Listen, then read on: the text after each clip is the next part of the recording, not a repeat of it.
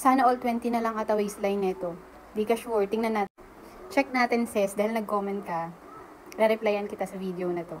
Hindi pa din ako nakakapagsukat ulit ng weight at saka ng waistline ko. Kaya tingnan natin kung may nabago ba talaga. And katatapos ko nga lang kumain kasi 12:30 na. Nagbabalot-balot na yung mukha ko. Swimming pa more. Ito na nga. Oh. Ayan. So, ito ako ngayon. Ang arte. At itry natin. Hoy, 49.35 sis!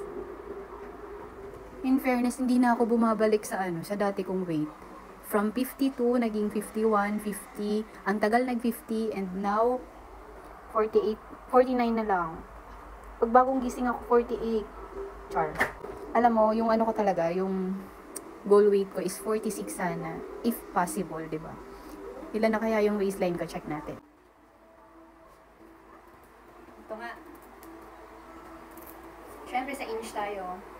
And para, natin, kung saan yung waistline. Oh, ayan.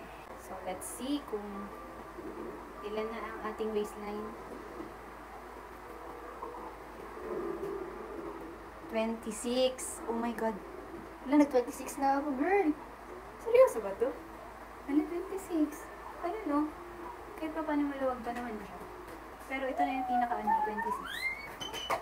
Actually, kaya naman siya ng 25, pero parang okay na. Pero ang pinaka-ano talaga dito is 26. So, 26 inches na ako. Ay, ang bongga. Wala pang mayat na ako, no? Kung ako sa inyo, mag-walking and jogging na rin kayo. Totoo talagang nakakapayat. Plus, diet. Luwag pa yung pagkakaano ng tape measure. So, 26. Kaya na yung pinaka-ano ko. Uy, in fairness, yung last ko na, nasukat is 28 inches ako. Ay, ang bongga.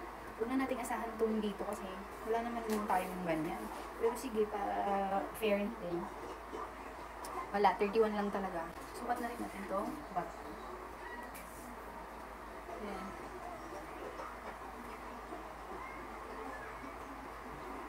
Ayan yung back natin. So, 36 tayo mga Mima Bells. 36. 31, 26, 36. Kabog.